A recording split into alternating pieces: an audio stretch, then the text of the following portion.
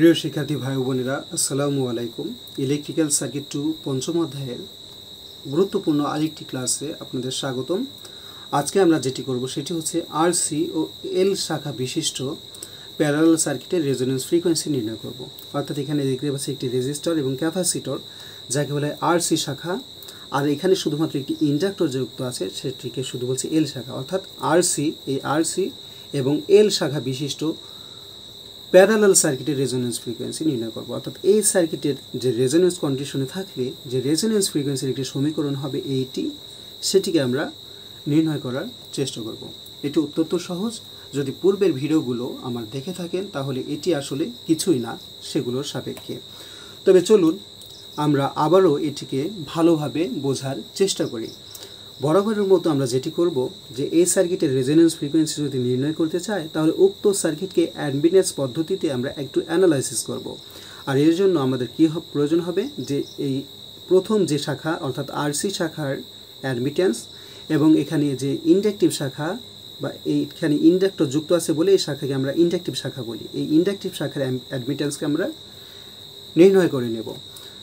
আর admittance নির্ণয় করার পূর্বে আমরা এই শাখার ইম্পিডেন্স এবং এই শাখার ইম্পিডেন্সকে নির্ণয় করে নেব বরাবরের মতো। তাই আমরা এখানে আর এবং ক্যাপাসিটর যেখানে আছে, যেটিকে বলছে আরসি শাখা, এই শাখার ইম্পিডেন্সের যে সূত্র সেটি আমরা কি জানি, যেহেতু এটি আরসি শাখা বা ক্যাপাসিটিভ শাখা, তাই সেই শাখার ইম্পিডেন্সকে আমরা ZC দ্বারা ডিনোট করলাম। আর সেটিকে আমরা কি জানি, আর মাইনাস JXC। আমরা এই শাখার ইম্পিডেন্সের মানটি এখানে লিখে দিলাম। অনুরূপভাবে আমরা এই ইন্ডাকটিভ শাখার ইম্পিডেন্সকে ZL দ্বারা প্রকাশ করছি এবং এই শাখায় দেখুন কোনো রেজিস্টর যুক্ত নেই, তার মানে রেজিস্টর অনুপস্থিত। সেখানে আমরা 0 হিসেবে দিতেও পারি, না দিতেও পারি, তবে অনেকে বোঝার সুবিধার্থে ব্যবহার করে, তাই আমিও ব্যবহার করে দিলাম। যেহেতু RL যদি কনসিডার করি মনে মনে, তাহলে কি হয়, প্লাস হয়, তারপরে কি হয়, JXL। অর্থাৎ আমরা এখানে আরসি শাখার ইম্পিডেন্স আর মাইনাস JXC এবং এখানে ইন্ডাকটিভ শাখার ইম্পিডেন্স প্লাস JXL ব্যবহার করলাম। এখন আমাদের কাজ হবে যে এই আরসি শাখার অ্যাডমিটেন্স বের করা। আর আরসি শাখার অ্যাডমিটেন্সকে আমরা OC দ্বারা ডিনোট করলাম। এখানে Y দ্বারা বোঝায় অ্যাডমিটেন্স এবং C দ্বারা বোঝায় ক্যাপাসিটিভ শাখা। তো এটি হচ্ছে YC সমান ক্যাপাসিটিভ শাখার অ্যাডমিটেন্স। অর্থাৎ এই শাখাটিতে যে অ্যাডমিটেন্স সেটি সমান আমরা এখন বের করছি শুধুমাত্র এই আর এবং এই সি শাখাতে। আর আমরা জানি যে এই শাখার যে ইম্পিডেন্স সেটাকে উল্টা করে দিলেই আমরা সেই শাখার কি পেয়ে যাই, অ্যাডমিটেন্স পেয়ে যাই। অর্থাৎ এই আরসি শাখার যে ইম্পিডেন্স ছিল সেটা হচ্ছে ZC, অর্থাৎ এটিকে উল্টা করে দিব। তাই 1/ZC লেখার মাধ্যমেই আমরা কি পেয়ে যাই, অ্যাডমিটেন্স পেয়ে যাই। এখন আমরা 1/ZCর যে মান আমরা পেয়েছিলাম আর মাইনাস JXC সেটা বসিয়ে দেব, যে আর মাইনাস JXC। এরপর যেটি করব বরাবরের মতো, যে দেখুন এখানে যে ফ্যাক্টরটি আমাদের হর অংশে আছে বা হরে আছে, তাই এই যে ফ্যাক্টরকে আমার এখানে থাকলে চলবে না। সেজন্য আমরা কি করব, লব এবং হরকে আর প্লাস, যেহেতু এখানে মাইনাস আছে তাই আমরা প্লাস দিয়ে গুণ করব, লব এবং হরকে আর প্লাস JXC দ্বারা গুণ করব। তাই উপরে অনের সাথে আর প্লাস JXC দ্বারা গুণ করলে কী হবে, অনের সাথে গুণ করলে আর প্লাস JXC থেকে যাবে, আর নিচে যদি গুণ করি তাহলে কী হবে, আর প্লাস JXC দ্বারা গুণ করব কাকে, এইটিকে। তাই এটি বসিয়ে দেব, সেটা হচ্ছে আর মাইনাস JXC। দেখুন বসিয়ে দিলাম বা গুণ করে দিলাম। এখন একটু খেয়াল করুন যে A প্লাস B, এটিকে B হিসেবে কল্পনা করুন, এটিকে A হিসেবে, এটিকে A হিসেবে, এটিকে B হয়, A plus B into A minus B, যেটি হচ্ছে A স্কোয়ার মাইনাস B স্কোয়ারের সূত্র। তাই সেটি আমরা করব। সেজন্য উপরের অংশটুকু প্রথমেই লিখে নিই, আর প্লাস JXC, আর নিচে থাকবে A স্কোয়ার। এখানে A স্কোয়ার বলতে গেলে এই আর এর মানকে বোঝাচ্ছে, তাই r square minus B square. B square বলতে কি, এটা হচ্ছে B সম্পূর্ণটা, তাই JXC দিয়ে ওভারটা ব্র্যাকেটে ঘিরে দিয়ে স্কোয়ার দিয়ে দিলাম।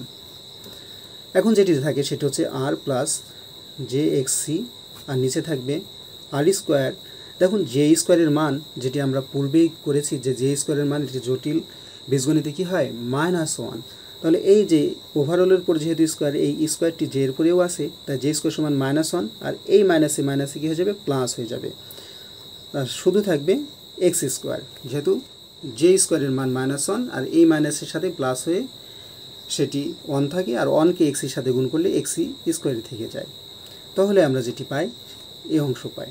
এখন আমরা এই লবের সাপেক্ষে এই হরটিকে আলাদা করে দিব এবং এই লবের এই অংশটির সাপেক্ষে হরটিকে আলাদা করে দিব। তাহলে যেটি হয় r by r square plus x square, আর এখানে থাকবে কী থাকে, এখানে হবে প্লাস, তারপরে এই যেটিকে আমরা সাইডে একটু এইভাবে লিখতে পারি জাস্ট দেখার সুবিধার জন্য। তারপর এক্সি দিয়ে দিলাম, আর নিচে থাকবে আর স্কোয়ার প্লাস এক্স স্কোয়ার। তাহলে এইটা আমরা কিসের মান বের করলাম, এই যে ওয়াইসির মান, যেটা হচ্ছে ক্যাপাসিটিভ শাখার অ্যাডমিট্যান্স। এখন এটিকে আরেকটু সাজিয়ে আমরা বোঝার সুবিধাতে লিখব যে ওয়াইসি সমান এই অংশটিকে বলা হয় কন্ডাক্ট্যান্স, যাকে জি অক্ষর দ্বারা প্রকাশ করা হয়। এখানে প্লাস ছিল, প্লাস দিয়ে দিলাম, জে ছিল, জেও দিয়ে দিলাম। আর এক্সি ভাগ আর স্কোয়ার প্লাস এক্স স্কোয়ার, এটিকে বলা হয় ক্যাপাসিটিভ সাসসেপ্ট্যান্স।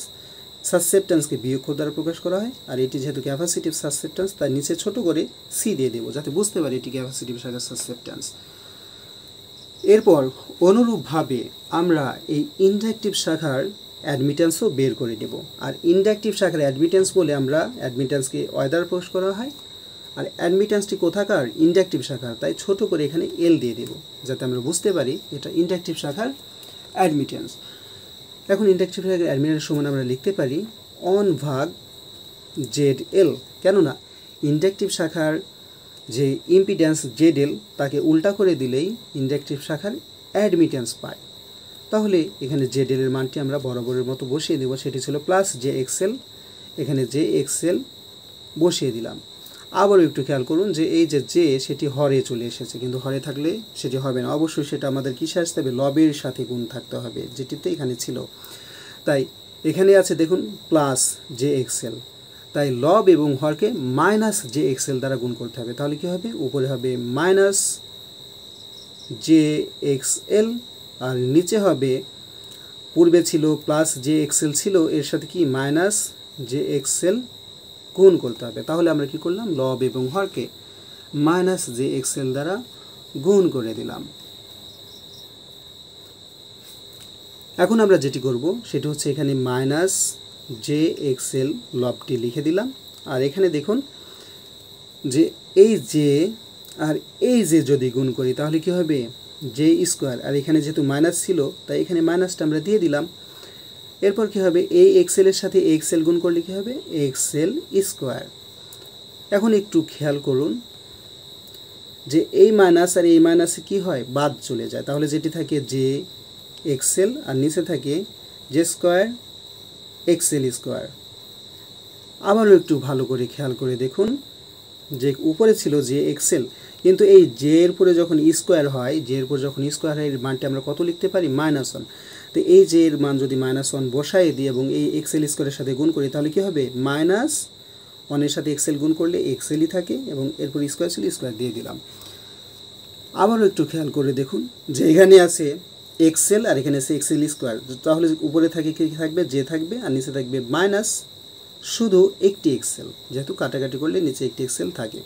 তাহলে সামগ্রিকভাবে এই যে মানটি আমরা পেলাম সেটি হচ্ছে ইন্ডাকটিভ শাখার অ্যাডমিট্যান্স, যাকে OIL দ্বারা ডিনোট করা হয়। তাহলে আবারও আমি এটিকে সাজিয়ে লিখি যে OIL সমান, এখানে পূর্বে দেখুন কোনো টার্ম নেই, তার মানে এর অর্থ হচ্ছে এখানে কোনো রেজিস্টর যুক্ত ছিল না, তাই পূর্বে কোনো টার্ম আসেনি।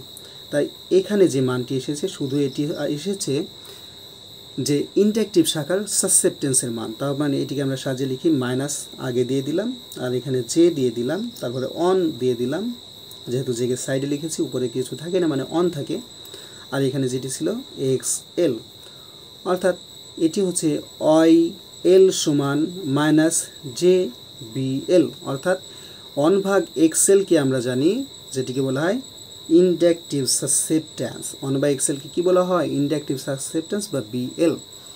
প্রিয় শিক্ষার্থী ভাই বোনেরা, যেহেতু আমাদের বের করতে হবে যে প্যারালাল সার্কিটের রেজোনেন্স ফ্রিকোয়েন্সি, তাহলে উক্ত সার্কিটকে আমরা রেজোনেন্স কন্ডিশনে বিবেচনা করব। তাই আমরা প্যারালাল রেজোনেন্স অনুযায়ী কী লিখতে পারি, এখানে হেডিংটা দিয়ে দিই যে প্যারালাল রেজোনেন্স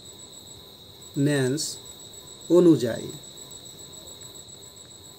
প্যারালাল রেজোনেন্স কখন সংঘটিত হয় একটি প্যারালাল সার্কিটে, যখন ক্যাপাসিটিভ সাসেপ্টেন্স সমান ইন্ডাকটিভ সাসেপ্টেন্স হয়, অর্থাৎ কোনো এসি প্যারালাল সার্কিটে যখন ক্যাপাসিটিভ সাসেপ্টেন্স বিসি এবং ইন্ডাকটিভ সাসেপ্টেন্স বিএল এর মান সমান হয় তখন উক্ত সার্কিট রেজোনেন্স কন্ডিশনে থাকে, এটি আমরা জানি।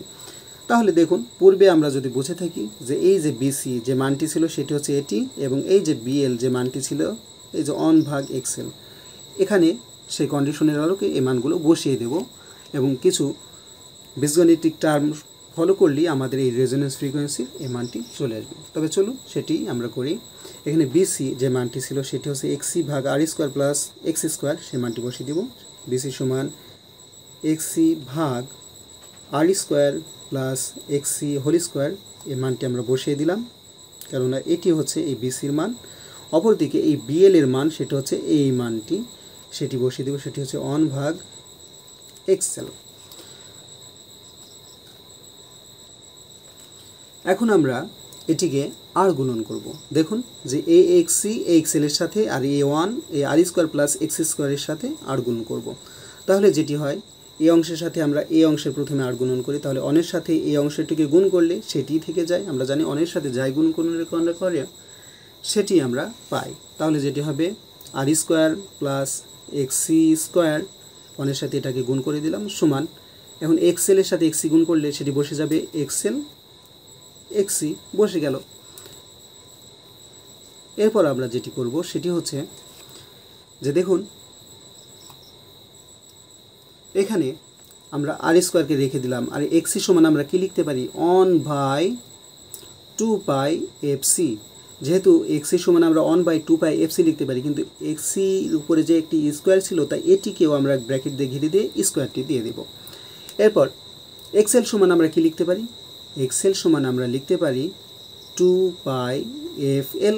অপর দিকে গুণ দিয়ে এক্সি সমান আমরা কি লিখতে পারি, 1/2 পাই এফ সি। প্রিয় শিক্ষার্থী ভাই বোনেরা, আপনারা একটু খেয়াল করে দেখুন, এখানে যে ফ্রিকোয়েন্সির মানগুলো আমরা ব্যবহার করছি সেটি কোনো সাধারণ ফ্রিকোয়েন্সি না। যেহেতু প্যারালাল রেজোনেন্স অনুযায়ী আমরা কন্ডিশন বসিয়ে ফেলেছি, তাহলে এই ফ্রিকোয়েন্সিটা অবশ্যই রেজোনেন্স ফ্রিকোয়েন্সি, যেটা নিচে আমাদের এফ নট দিয়ে বুঝিয়ে দিতে হবে যে এটি রেজোনেন্স ফ্রিকোয়েন্সি। এখন একটু খেয়াল করুন যে এখানে 2 pi F nought 2 pi F nought, তাহলে এই অংশটি আর এই 2 পাই এফ নট এটি কেটে যায়। তাহলে এই লাইনটিকে যদি আমরা আরেকটু সাজিয়ে লিখি তাহলে যেটি পাবো সেটি হচ্ছে, একটু ভালোভাবে খেয়াল করে দেখুন, এখানে r square plus 1/4 pi square F square C square, just এই বর্গর মানটিকে বর্গ করে দিলাম সরাসরি। এরপর যেটি হয় 2 পাই এফ কাটাকাটি হয়ে গেলে এখানে এল ছিল আর এখানে সি ছিল, যেটি এল হচ্ছে অনের সাথে গুণ, উপরে এল আর এই সি নিচে ছিল তাই নিচে সি আমরা বসিয়ে দিলাম। এখন প্রিয় শিক্ষার্থী ভাই বোনেরা একটু খেয়াল করুন, আমাদের দরকার রেজোনেন্স ফ্রিকোয়েন্সি, তাই এই ফ্রিকোয়েন্সিটিকে রেখে বাদ বাকি যতগুলো রাশি আছে সেগুলোকে আমরা সমানের ডান পাশে পাঠিয়ে দেব। তাহলে আস্তে আস্তে সেগুলো করব, একবারে পাঠালে আমাদের অঙ্কতে ভুল হতে পারে। তাই প্রথমে আমরা এই আর স্কোয়ারকে পাঠিয়ে দেবো, তাহলে যেটি থাকে 1/4 pi square F nought square C square, আর এটি ছিল সমানের এদিকে প্লাস, কিন্তু সমানের যখন ডান দিকে চলে যাবে সেটি কি হয়ে যাবে, মাইনাস হবে, তাই মাইনাস আর স্কোয়ার আমরা দিয়ে দিলাম। এরপর আমরা কি করব, এরপর আমরা এই এফকে রেখে বাদবাকি অংশগুলোকে সমানের ডান দিকে পাঠিয়ে দেব, যেটিকে আমরা যদি সরাসরি করতে চাই অনেকে ভুল করতে পারে। তাই আমরা এর সুবিধার্থে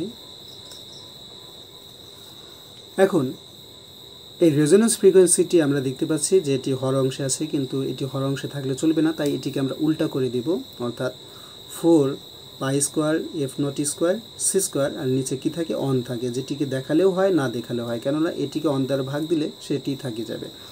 এরপর যেটা হবে যে আমরা সমানের এদিকে যদি উল্টা করে দিই তাহলে এদিকে উল্টা করতে হবে, তাই এটিকে উল্টা করা থাকে মানে ওভারঅলের নিচে কি থাকে, অন থাকে, সেই অনটিকে উপরে দেখিয়ে দেব, এবং এটি যেটি থাকে এল ভাগ সি মাইনাস আর স্কোয়ার, অর্থাৎ উভয় পক্ষকে আমরা উল্টা করে লিখেছি। জাস্ট এইটা কেন, আমাদের এই রেজোনেন্স ফ্রিকোয়েন্সি এফ নটটি দরকার, যেটি এটি ভাগ আকারে ছিল সেটিকে আমরা সুন্দরভাবে রিপ্রেজেন্ট করার জন্য এটি করলাম। এরপর যেটি করব, দেখুন যে আমাদের দরকার শুধু রেজোনেন্স ফ্রিকোয়েন্সির মান, তাই এই রেজোনেন্স ফ্রিকোয়েন্সি এফ নট স্কোয়ারকে রেখে বাকিগুলোকে সমানের এদিকে পাঠিয়ে দেব। তাই সমানের এদিকে কি লিখে হবে 1/4 পাই স্কোয়ার, আর এখানে কি ছিল সি স্কোয়ার, এই সি স্কোয়ার দিয়ে দিলাম। এরপর এই অংশে যেটি ছিল সেটি বসিয়ে দিব 1/L/c মাইনাস আর স্কোয়ার। এখন একটু খেয়াল করুন,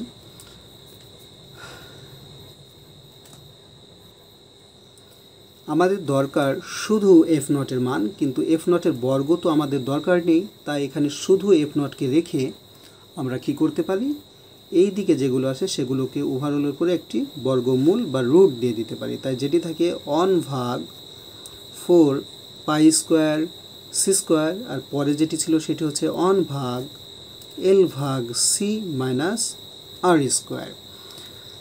এখন একটু খেয়াল করুন যে এফ নট সমান আমরা যদি 1কে রুট করি তাহলে কি হয়, 1ই থেকে যায়, এই 1 আর এই 1 গুণ করলে 1ই থেকে যায় এবং রুট করলে 1ই আসে।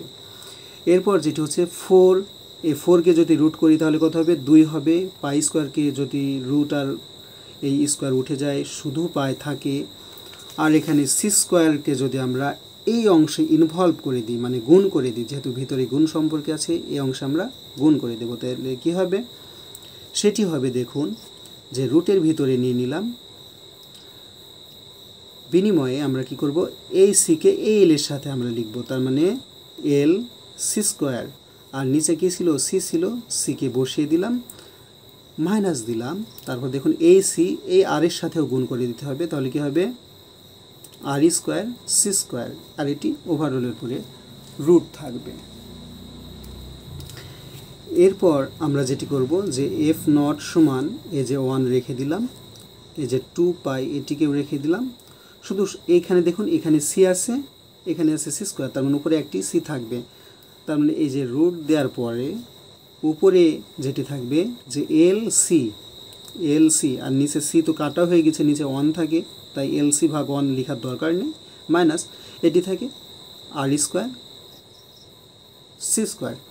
তাহলে একটু খেয়াল করুন আমাদের প্রমাণের দিকে, আমাদের প্রমাণ যেটি করতে হয়েছিল সেটি হচ্ছে রেজোনেন্স ফ্রিকোয়েন্সি এফ নট সমান এটি, সেটি আমরা অলরেডি প্রমাণ করে ফেলেছি। এটি হচ্ছে আমাদের এই আরসি এবং এল শাখা বিশিষ্ট প্যারালাল সার্কিটের রেজোনেন্স ফ্রিকোয়েন্সির ফর্মুলাটি। আশা করি এটিও আপনারা বুঝতে পেরেছেন। আপনাদের প্রতি আমার একটি অনুরোধ, সেটি হলো আমার এই ভিডিওগুলো যদি আপনাদের একটু উপকারে এসে থাকে তাহলে অবশ্যই ভিডিওগুলো বন্ধুদের মাঝে বেশি বেশি শেয়ার করবেন, যেন আমার এই চ্যানেলটি একটু প্রচার এবং প্রসার হয়, এবং তাদেরকে অবশ্যই বলবেন যেন চ্যানেলটিকে সাবস্ক্রাইব করে। ধন্যবাদ।